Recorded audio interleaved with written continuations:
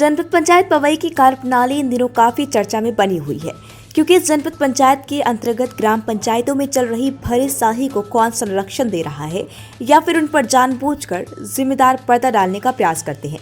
कितनी बार ग्रामीणों व जागरूक लोगों द्वारा पंचायतों के कारनामों को जनपद पंचायत में बैठे अधिकारियों तक पहुंचाई गई, लेकिन केवल एक ही रटी रटाई बात होती है कि आपके द्वारा जो जानकारी दी गई है उसकी हम जांच कराएंगे और कार्रवाई करेंगे। जनपद पंचायत पवई के अंतर्गत दर्जनों पंचायतें ऐसी हैं जो ठेके पर चल रही हैं। सरपंच सचिव द्वारा औने पौने दामों पर पंचायतों को ठेके पर दिया जाता है और ये ठेकेदार केवल कमाने की दृष्टि से गुणवत्ता विहीन कार्य करते हैं तथा सरपंच सचिव एवं अन्य पंचायत से जुड़े जिम्मेदारों को मोटी रकम बचाकर देते हैं।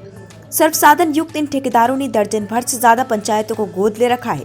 इसी क्रम में ग्राम पंचायत हड़ा में चल रहे कार्यों को देखा जाए तो बहुत बड़ा फर्जीवाड़ा सामने आ सकता है।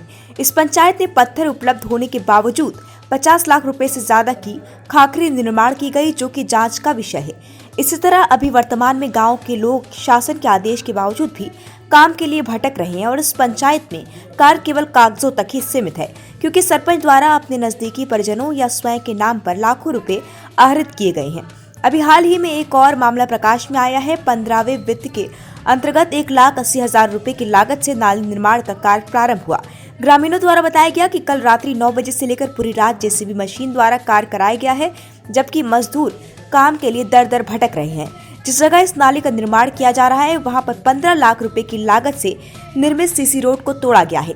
ये बात जब सीईओ प्रसन्ना चक्रवर्ती से अवगत कराई गई तो उन्होंने कहा कि जांच करवाएंगे और कार्रवाई करेंगे। अब देखना यह है कि ये जांच किस स्तर पर पहुंच रही है, क्योंकि शासन के स्पष्ट निर्देश है कि किसी भी स्तर के काम में मजदूरों का उपयोग किया जाए, लेकिन इस पंचायत में खुले रूप से जेसीबी द्वारा काम कराया जाए है। ग्लोबल इंडिया टीवी न्यूज के लिए पन्ना से जिला ब्यूरो रजनीश रामदेव की रिपोर्ट। सरपंच सचिव के द्वारा हुआ है ये काम। जेसीबी आरसीसी यहाँ से तोड़वाई गई हो और जेसीबी चलती रही रात को, उससे तोड़वाई गई है। मजदूरों को, हमारा गांव भरे में मजदूर भूखे घूम रहे हैं, इनको कोई काम नहीं मिल रहा है और जेसीबी से काम कराया गया, मजदूरों से टूना कराया गया। जब हमारे यहाँ गांव में पूरा मजदूर वर्ग है और पूरा भूखा भी है, कोई काम नहीं है, भी लॉकडाउन में से भी भूखे मर रहे हो सही, और आज भी भूखे मर रहे। कुछ का 2 रुपए का तो काम नहीं है, आज तक दिया ही नहीं गया। पंचायत के द्वारा कोई काम नहीं मिला आज तक मजदूरों को। हाँ, अभी ऐसी जानकारी नहीं मिली है, लेकिन आपने अभी एक मुद्दा उठाया है हड़ा पंचायत का। हड़ा पंचायत में नाली का निर्माण हो रहा है और आपके द्वारा बताया गया कि वहाँ पर सीसी को खोदा गया है। अभी फ़ोन से जानकारी लेने पर सब इंजीनियर द्वारा बताया गया है कि इस वहाँ पर बस्ती में काफ़ी जल भराव की स्थिति निर्मित होती थी और वहाँ पे छोटी नाली बनाने से काम नहीं हो रहा था, तो एक बड़ी नाली बनवाई जा रही पाइप डाल के। इस कारण से सीसी रोड को खोदा गया है और चूँकि ये भी जानकारी दी गई है कि ये सीसी रोड कम से कम 7 से 8 साल पुरानी है। बाकी हम एक बार फिर से असिस्टेंट इंजीनियर को वहाँ भेजकर वस्तुस्थिति की जानकारी लेंगे और यदि नई सीसी को खोदा गया होगा तो इस पर कार्रवाई करेंगे। सर, ये ऊपर से शासन से जेसीबी निर्माण कार्य पूर्णतः बंद है और जेसीबी द्वारा कार्य कराया जा रहा है, इस पर आप क्या कहेंगे? जेसीबी से कार्य कराने के अभी कोई सबूत हमें मिले नहीं हैं हड़ा पंचायत में।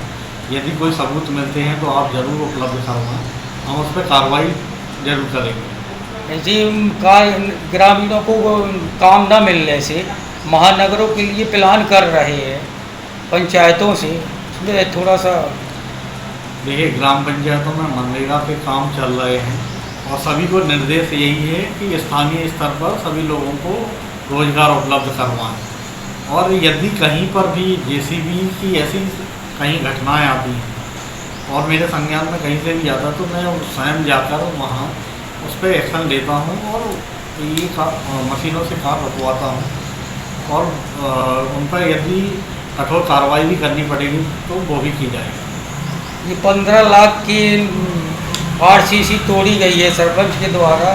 ग्रामीणों ने बताया है कि ये 2 फुट खोदने थी, लेकिन सरपंच के द्वारा मतलब 6 से 8 फुट खोद रखी है।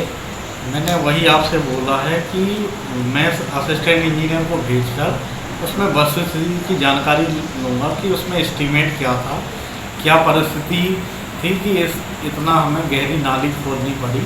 इसके बाद ही हम आपको वस्तुस्थिति की जानकारी दे पाएंगे।